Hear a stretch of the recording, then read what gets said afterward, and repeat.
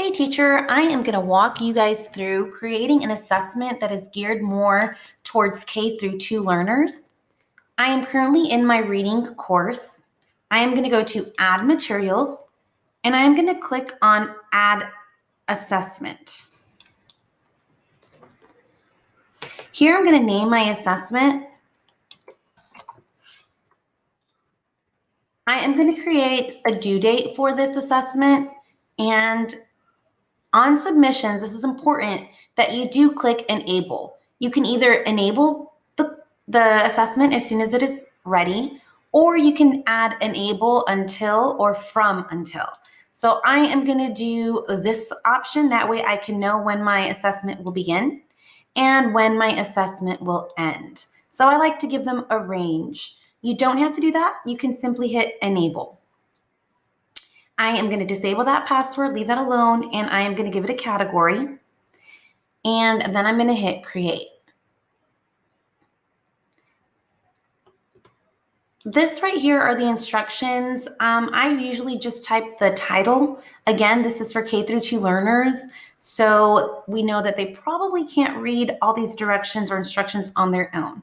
And as you will see, each question, you can provide audio directions. So this part right here is not too important.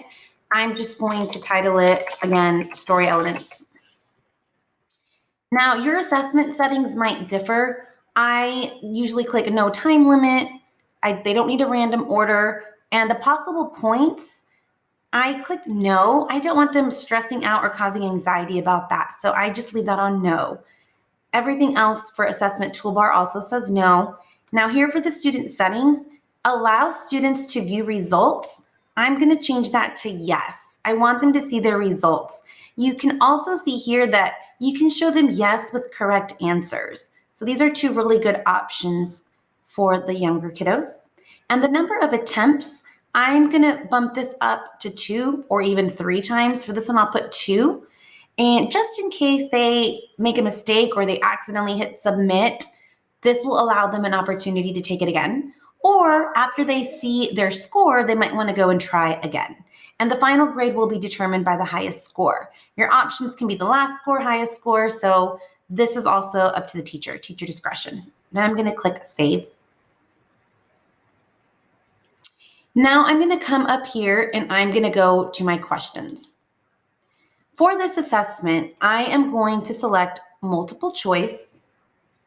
And again, this assessment is going to be on story elements. That's what we are covering right now. And I just want to show you how easy it is. If you click in this box here, I'm going to go ahead and type in the question. My question is going to be, which picture shows the characters?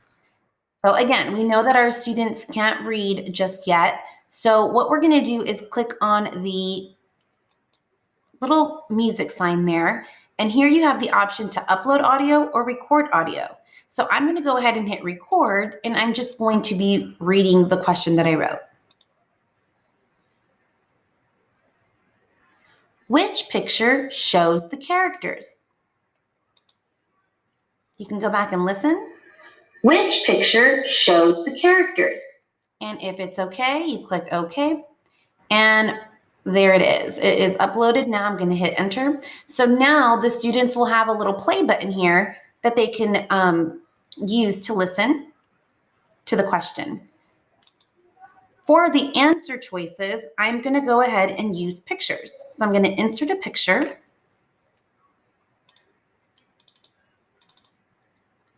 And I've already saved all the pictures that I need. So I will click on that picture and hit OK. You can click on the picture to resize it. My next choice will also be a picture. I'm going to come in and click on the picture. Again, I'm going to resize it just a little smaller. And for their final, I'm only going to do 3. That last picture is this one. And again, I will resize it.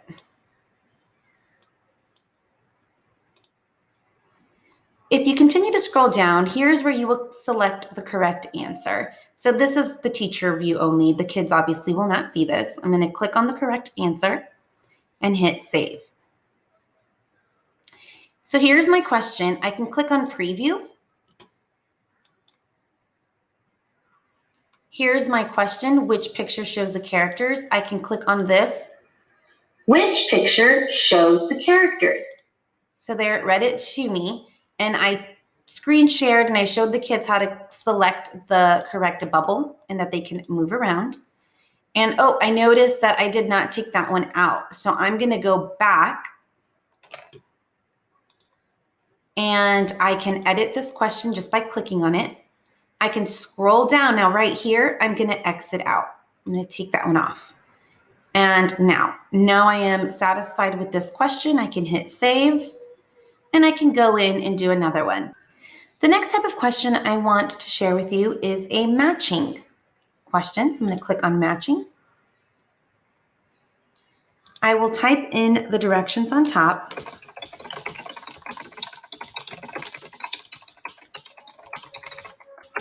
Drag and drop the pictures to the correct story element. Here, I can click on the music note and record my audio. Drag and drop the pictures to the correct story element.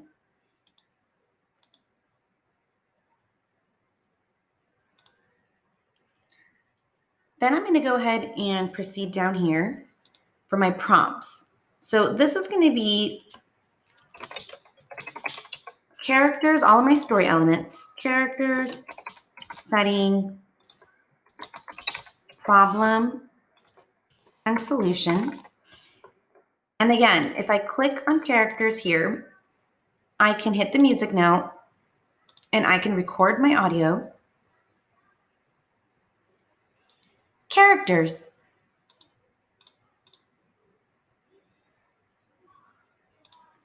I would proceed to do that for each one, clicking the music note and recording whatever it is my boxes say. Then over here for my possible answers, I can upload pictures. So I'm going to click on the little icon for pictures. And here I would insert all of my elements, all of their choices. Now I would make these smaller. The smaller they are, the easier it will be for them to drag and drop. So let's go ahead and put these in. And resize. Click on that picture. So I did save these pictures ahead of time. I found them online. I just typed it into the Google search, and some of them used my snipping tool, and I made a little folder to save them all in, and that saves time once you actually create the assessment. Some of you guys might have some teacher pay teacher worksheets that you can use, or just other documents you've saved in the past that you already have on your computer. So the snipping tool is a great tool to access these pictures so that you can use as assessments. Here, I'm going to go ahead and scroll down to the bottom. Now, had I finished recording, they would all have this little play button. And over here, I do need to put my correct answers. So I'm going to match them. My setting, my problem, and my solution. And right here, I do want to make sure that I'm hitting an exact match and hit save. So now you will see that right here, it tells you the type of question. This is a multiple choice question. I'm going to leave that one there. This is a matching question. So the next type of question I want to share with you is an audio question. I'm going to click on audio. And here, I'm going to go ahead and type my directions. So this is a little bit longer, but remember, we're going to record it. So don't mind my grammar. I'm just trying to be fast here.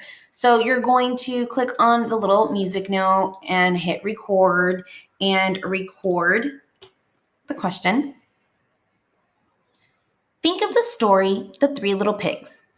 In the story, the big bad wolf is blowing all their houses down. What is the solution to this problem? How do the pigs fix this problem? Click on the red button to record your answer.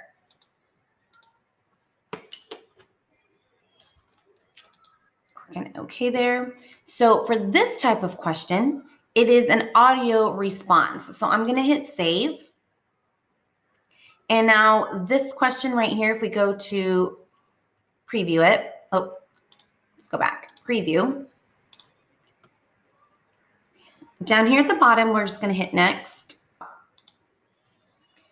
For the audio question, all they have to do is hit the red button, and they're going to talk and record their answer, and whatever they say or whenever they're finished, they're going to hit the stop, and then they can listen to what they recorded, they can continue recording, and when they are ready, they can hit submit. On the side here too, once you are finished, you can adjust the points. I did initially 4 questions. I had 2 multiple choice. So each one of my questions were worth 25 points. So you can adjust that here on the side. So once you have finished creating all of your questions, if you come back up here to your course where it was created, you'll find it at the bottom. Here it's simple enough to just open up the folder you want to put it in. You can grab it and drop it wherever you want it. That is it. I hope this helps.